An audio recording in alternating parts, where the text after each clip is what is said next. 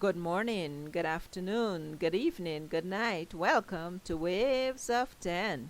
The topic for the winter season is short stories. So let's jump right into it.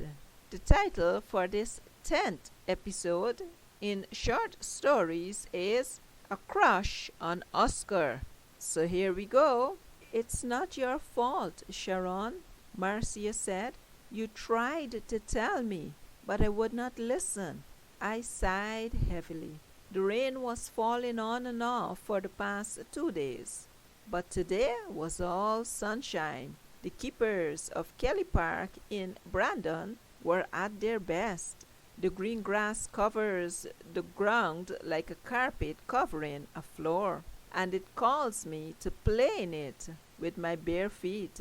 The trees that surrounded us, where we sat on warm, backless benches, stood at attention, but occasionally I catch a few of them dancing in the ever slightly blowing breeze. I mean it, Marcia said.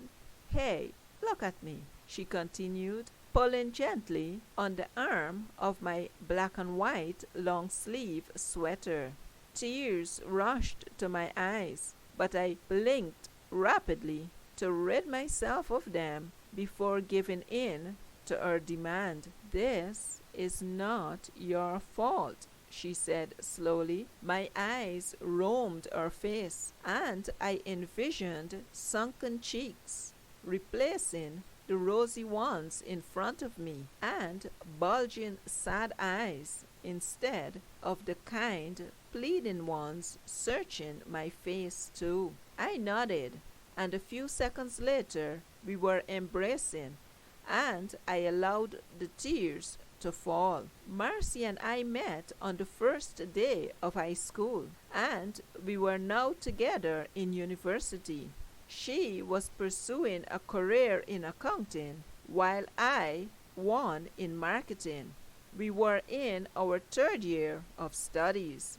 In our second year of high school, Oscar and Marcia became an item, but Oscar and I were not getting along. He convinced Marcia that we were not getting along because I had a crush on him, and not because I saw him in the theater with another girl. Yes, he was wearing a mask that practically covered his entire face, but when our eyes met across the sparsely filled food court in the theater, I saw recognition in them. Indeed, I'd never seen him in that mask before or after that day, but I recognized the gold and black tiger stripe jacket he wore. The following Monday on campus, as Marcy and I sat in the food court, I told her about Oscar's and my encounter. She stared at me over her steaming cup of hot coffee, and after carefully replacing it on the table, she locked eyes with me and quietly said, Sharon, I know that you have a crush on Oscar.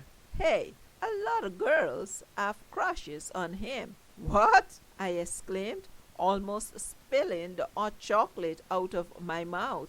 What I'm saying is, I understand your feelings because he's a good looking and kind guy. I stared at her. But he's my boyfriend and we trust each other. And you are my friend and I want all of us to get along. Do you understand what I'm saying? I searched her face before saying, Yeah, sure, I understand. Sorry. Then, to show that I was not out to get Oscar for myself, I started dating, and the four of us went out on some double dates. Then recently, Marcia texted to tell me she was sick. She was running a high fever and a sore throat and mouth. Our mom insisted she visits the family doctor, especially since the rapid test returned negative for COVID-19. However, About a week or so later, she was well again. You know, Marcia said after I'd stopped crying and embracing each other on the bench, when the doctor told me I was tested positive for HIV, did you know that I actually asked her what was that? Marcia laughed and laughed, and her laughter grated my ears because I knew what was coming next. And it did. She cried for the first time since finding out about our positive test results. I reached out for her, and it was my turn to be the comforter. When our body quieted down and our cries of agony ceased, she took the white tissue I offered. I'm okay, she said, taking a deep breath and slowly letting it out. I am okay. I nodded. The doctor said we caught it early, and with treatment and a healthy lifestyle, I could live a long and fairly healthy life. That's really good, I said. Yeah, she said, smiling at me. Tag, you're it. A girl I judged to be about 8 years old yelled to another girl about the same age from behind us. We simultaneously turned to watch them, and we did so until they tagged each other out of our view. The end. Thanks for listening, guys. Goodbye.